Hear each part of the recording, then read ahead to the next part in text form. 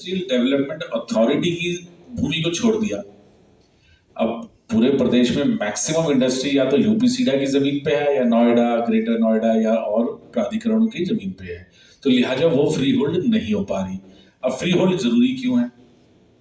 आज देखिए, मान लीजिए मैं एक फैक्ट्री चला रहा हूँ, कल को मान लीजिए मेरे 2 बच्चे हैं, तो मैं सोचता हूँ भैया आधी एक फ्री होल्ड करके एक फ्लोर एक को दे दूं, एक दूसरे को दे दूं। या मेरी फैक्ट्री में जमीन खाली पड़ी है, मानो 5,000-10,000 मीटर का प्लॉट ले लिया और मैं थोड़े में काम कर रहा हूँ, जमीन बाकी खाली है। अगर मैं उसको सब डिवाइड करके बेच सकूं तो मुझे धन मिलेगा, पूंजी मिल जाएगी अपनी फैक्ट्री चलाने के लिए। जिसको बेचूंगा उसको जमीन मिल जाएगी अपनी नई इंडस्ट्री लगाने के लिए। तो इस तरह की बहुत उपयोग हैं अगर ये फ्री होल्ड कर दी जाए। तो हमारी दूसरी मांग है कि लीज होल्ड भूमि को फ्री होल्ड किया जाए। आगे आप बोलना चाहेंगे? की डिमांड है कि औद्योगिक परिसंपत्तियों या भवनों पर हाउस टैक्स आवासीय भवनों से कम किया जाए। इस संबंध में आई थिंक नोएडा में तो हाउस टैक्स है नहीं, तो यहाँ के लिए मायने नहीं है, पर चूंकि ये पूरे प्रदेश के लिए बनी थी तो इसलिए पॉइंट लिया हुआ जहाँ पे नगर निगम है वहाँ के लिए मीटरिंग की सुविधा पुनः बहाल की जाए। ये जो कोविड टाइम पे इसको थोड़ा रोक दिया गया था नेट मीटरिंग को, और ये अभी भी हुई है। देखिए, भारत सरकार खासतौर पे नरेंद्र मोदी जी ने इस बात के लिए बहुत जोर दिया और बहुत प्रोत्साहन दिया कि सोलर पावर को यूज करो। एक तो इसमें प्रदूषण नहीं है, रिन्यूएबल है, बहुत अच्छी चीज है। और इसी मद्देनजर सरकार ने प्रोत्साहित किया कि आप अपने रूफ टॉप पे, अपने छत पे सोलर पावर प्लांट लगा लो। बहुत बढ़िया है, लोगों ने लगा लिया। अब इस स्कीम में क्या है कि जब मेरे को बिजली की खपत है तो मैं उसको यूज कर लूंगा।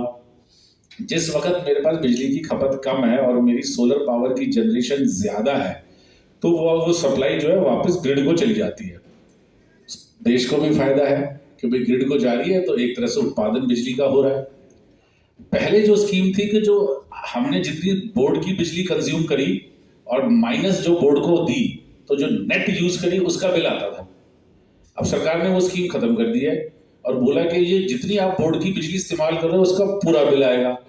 लिहाजा जो हमने उत्पादन करके वापस करी है उसका हमें छूट नहीं मिल रही। तो ऐसा क्यों कर रहे हैं?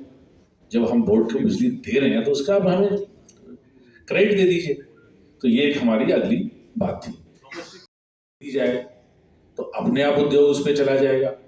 उसके अतिरिक्त पीएनजी पे 10% प्रदेश सरकार वैट लगा रही है, जबकि पड़ोसी राज्य है में लगभग 3% है। मैंने कहा खुद ही लगाई तो जाए कि चलो भाई मैं कन्वर्ट कर लेता हूं पीएनजी के ऊपर।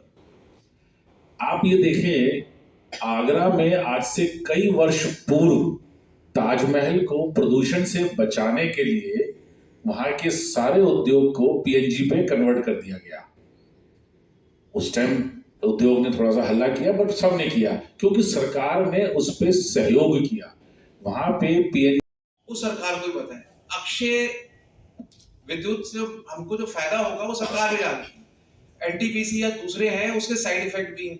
अब थर्मल प्लांट जैसे ये नवंबर दिसंबर आता है, सरकार कहती है कि एनसीआर के रीजन के अंदर 100 किलोमीटर में बंद कर दो। अब वो अक्षय विद्युत को या जो हमारी ऊर्जा होगी उसको तो नहीं बंद कर सकते ना। वो हमारे लिए हर लिहाज से